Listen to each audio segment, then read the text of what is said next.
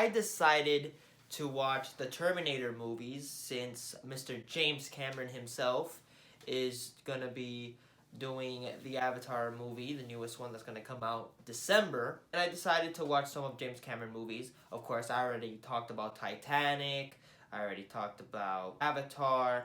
So now I want to talk about the Terminator movies. Of course, the first two, because why in the great God's earth would I talk about the others? Let's just keep it good. Just keep it nice and clean. 1 and 2. That's all you need.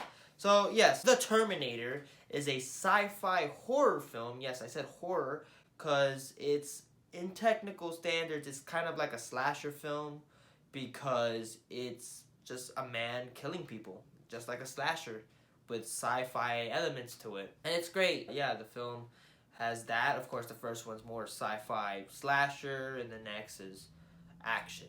But, of course, we're keeping it down to the Terminator. So, the Terminator is about these two people being sent from the future. One is there to protect the character of Sarah Connor, and the other is there to, well, terminate Sarah Connor.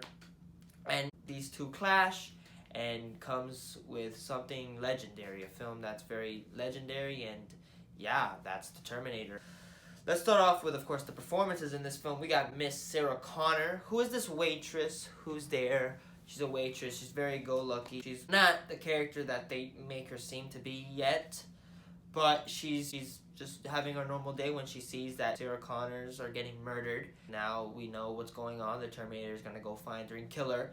And of course, Mr. Cowries tries to protect her and her character. I thought Sarah Connor's great. And I think Linda Hamilton is amazing as Sarah Connor. She's just such a legendary character, one of the greatest female protagonists, really. In this film specifically, she's not the one that you expect from Terminator 2 if you haven't seen this one. She's a waitress. She's just a normal girl living her life in the 80s, but things occur, the future, the war is occurring. The Terminator wants to kill her to prevent Skynet to win. And of course, you got Cowries trying to protect her. And I thought she's great in this film. I thought she's a great character, and she's a character that you really do root for.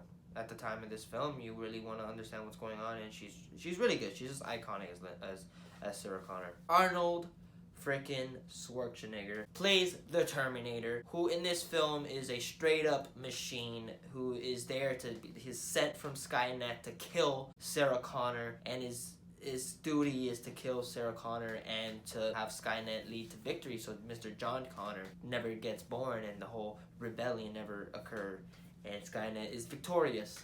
And yeah, the Terminator. I thought Arnold Schwarzenegger is amazing. In this film, he's not the character from Terminator 2. He is a straight up murderer. He is the villain. There is no remorse. This machine has one job, and one job only, is to fucking terminate Sarah Connor at whatever costs, and just he has zero remorse, and he's there, and he's just getting it done. And I thought he's great. He's so menacing.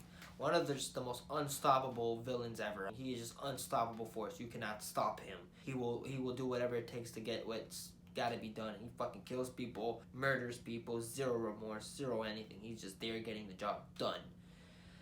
And it's great. I thought he's so menacing. He's just a menace to society, and he's great. He's awesome. Kyle Reese is a character that I really do like. Of course, Kyle Reese is there. He's a soldier sent by John Connor, he is this macho guy, he is this macho man, but he's also just a young man who was born and bred during the war, and just he never had that love interest, he never had that childhood, because he was again born during the freaking 2020s or whatever the future sets itself, and it's just pure chaos, and he was born in it. The man's got PTSD, he's got a lot of issues.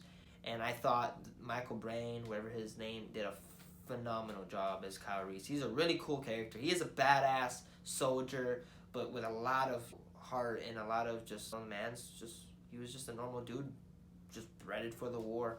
And it's kind of sad to see. And I thought he was great.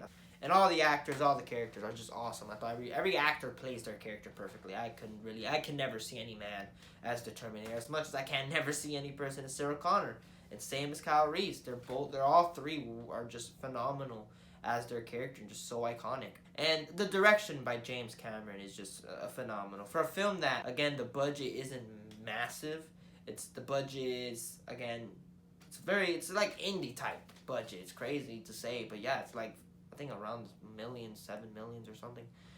Again, it's a lot of money back then, but the budget was really not much, and for him to create a story as beautiful and just such an interesting world is something to be seen. And I thought James Cameron just did a incredible job in this film. And the writing, good God, the writing is amazing.